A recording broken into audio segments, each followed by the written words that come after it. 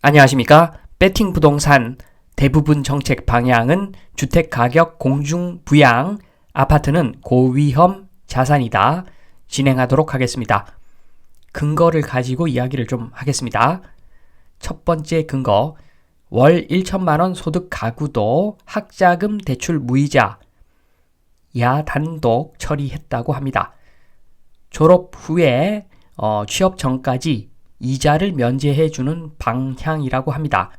육아휴직이나 실직, 폐업 때도 무이자라고 합니다. 요게 부동산하고 무슨 관련이 있는가? 당연히 관련이 있습니다. 이런 돈, 저런 돈, 없는 돈, 있는 돈 다 끌어다가 투자 한번 해보신 분은 당연히 이게 부동산하고 관련이 있다는 것을 아실 겁니다. 계속 기사를 보면 고졸 이하 청년은 아예 대출 혜택 자체가 없고 서민 소액 대출도 이자율이 3에서 4%인데 학자금 대출 이자 1.7% 수준인데 요것마저 부담시키지 않겠다. 이자 면제해 주겠다. 요것은 포퓰리즘이라고 이야기를 하는 거죠. 그러니까 법안이 통과되면은 월 소득이 1,000만 원이 넘는 그런 가구도 학자금 대출은 무이자라고 합니다. 그래서 지금 문제가 있다고 하는 거죠. 자세하게 설명을 좀 드리겠습니다. 학자금 대출 레버리지 이용해서 부동산 매수하는 방법. 일단은 학생이니까 돈이 없죠. 패밀리 머니를 1억 땡깁니다. 그리고 전세 보증금 8억.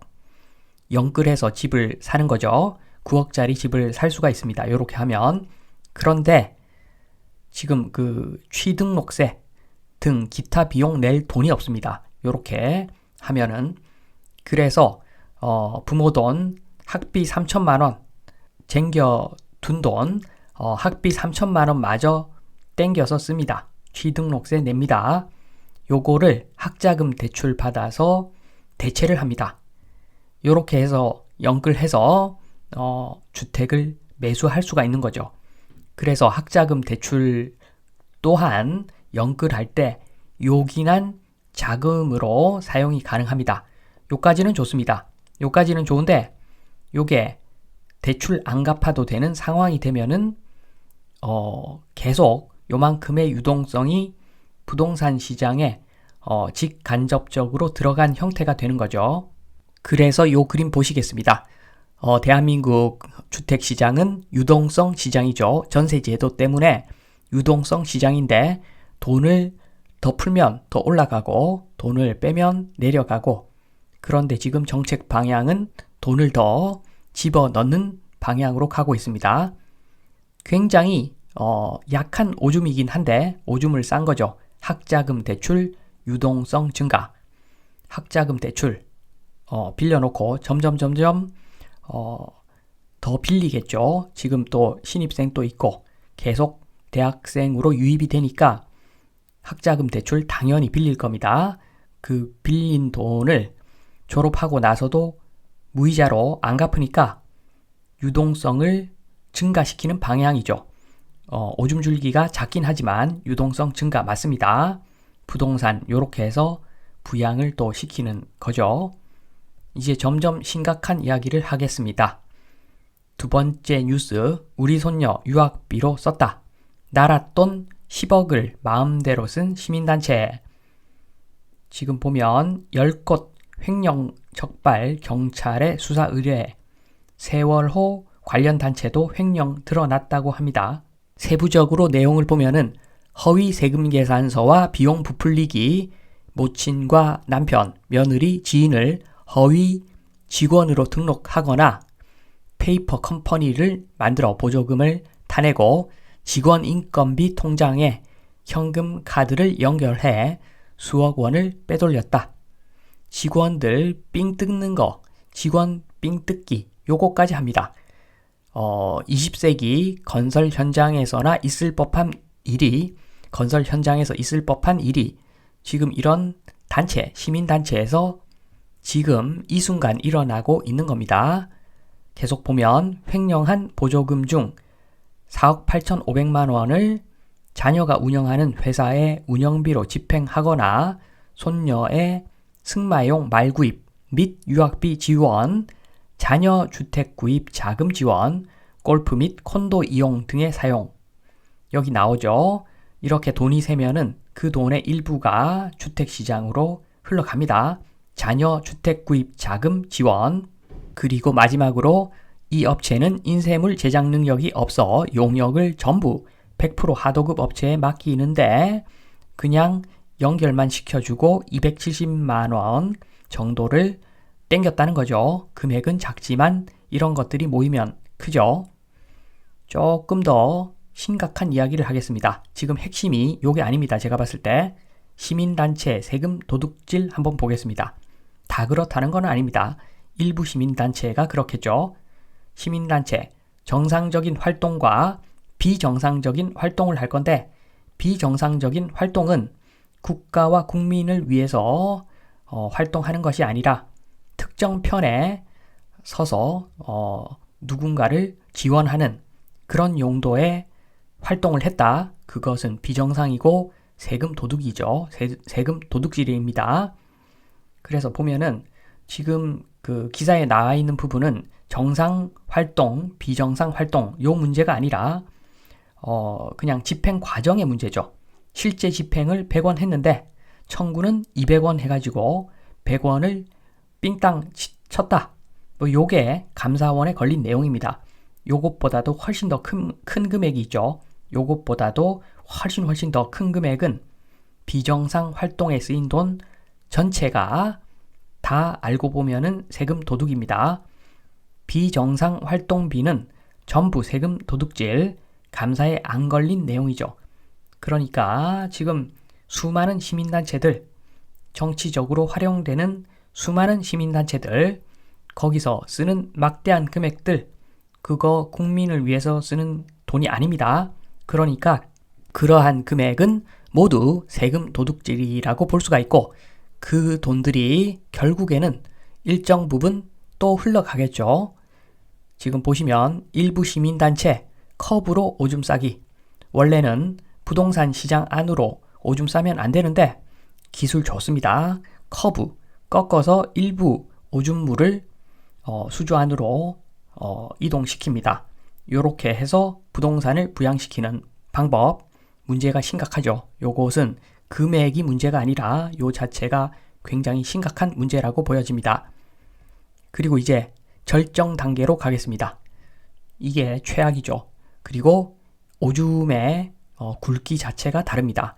굉장히 많은 물량을 쏟아내는 그런 오줌 한번 보시겠습니다. 1월에서 4월 집주인의 떼인 전세보증금 1조, 정확하게는 전세보증금 사고 1조 830억, 허그 대위 변제도 8천억이 넘었다고 합니다. 문제는 요 8천억이죠.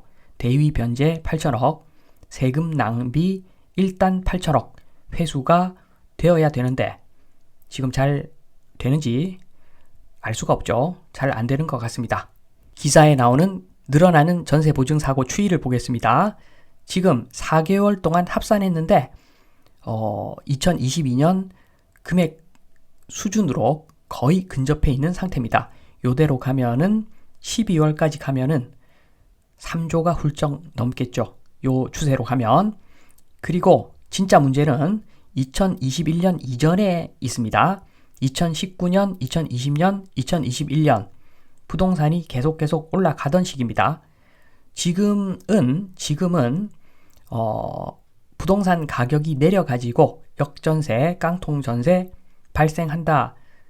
그렇게 볼 수가 있지만 2019년, 2020년, 2021년 요때는 부동산이 상승하던 시기였는데 이때 전세 보증 사고가 났다고 하는 것은 이것은 명백한 사기입니다. 명백한 사기인데 요때 요런 것을 해결하지 못했다고 하는 것은 혹시나 같은 편이 있을 수도 있겠죠. 전세 사기꾼하고 정부에서 힘쓰는 사람들 중에서 친한 사이가 있을 수 있다는 명백한 간접적인 증거입니다. 확실한 증거는 못 되지만 이게 말이 안 되죠. 부동산이 올라가는데 전세 보증 사고가 났다. 이것은 100% 사기죠. 요걸 안 잡는다. 국가가 국가의 역할을 안 해왔던 거죠. 문제는 그 8천억입니다. 8천억. 대위 변제 8천억. 보증사고 한번 보겠습니다.